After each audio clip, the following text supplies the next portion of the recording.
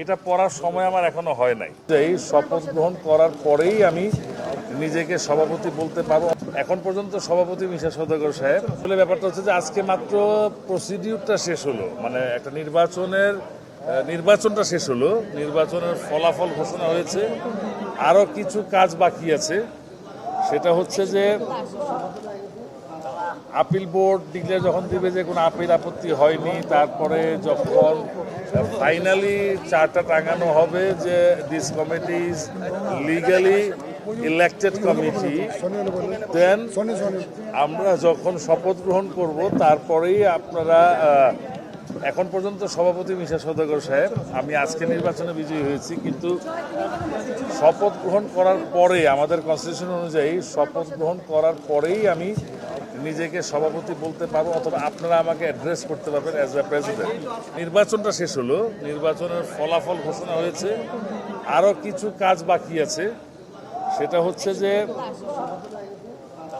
Appeal board declare যখন দিবে যে কোনো আপিল আপত্তি হয়নি, তারপরে যখন ফাইনালি চার্টটা টাঙানো হবে যে this committee is legally elected committee, then আমরা যখন শপথ গ্রহণ করব তারপরেই আপনারা এখন পর্যন্ত সভাপতি মিশা সওদাগর সাহেব, আমি আজকে নির্বাচনে বিজয়ী হয়েছি, কিন্তু শপথ গ্রহণ করার পরে আমাদের কনস্টিটিউশন অনুযায়ী শপথ গ্রহণ করার পরেই আমি নিজেকে সভাপতি বলতে পারবো, অথবা আপনারা আমাকে অ্যাড্রেস করতে পারবেন অ্যাজ এ প্রেসিডেন্ট।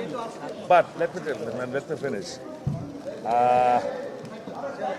এই যে ফুলের মালাটা না, এটা হয়েছে কি, এটা আমার প্যানেলের যারা আমার শুভাকাঙ্ক্ষী ছিল, যারা আমাকে ভালোবাসতো, তারা পরিয়ে দিয়েছে।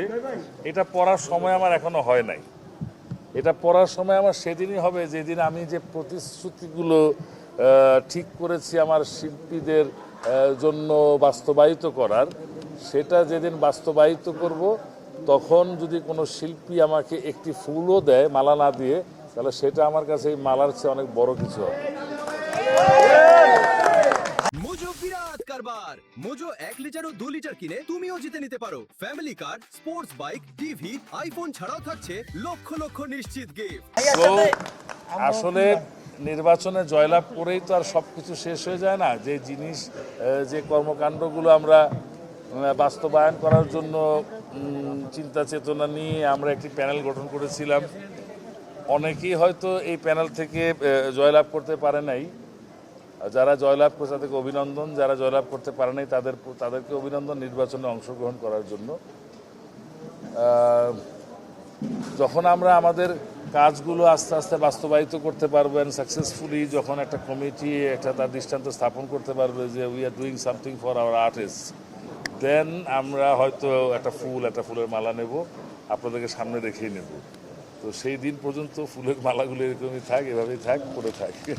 যারা আমাকে ভোট দিয়ে জয়ী করেছে, তাদের মনে এত বেশি বিশ্বাস ছিল আমার প্রতি, এত ভালোবাসা ছিল আমার প্রতি, যে তাদের এই ভালোবাসা, এই বিশ্বাসের পুরোপুরি মর্যাদা আমি কিভাবে রাখবো, সেইটাই এখন আমাকে বেশি ব্যাকুল করে তুলেছে।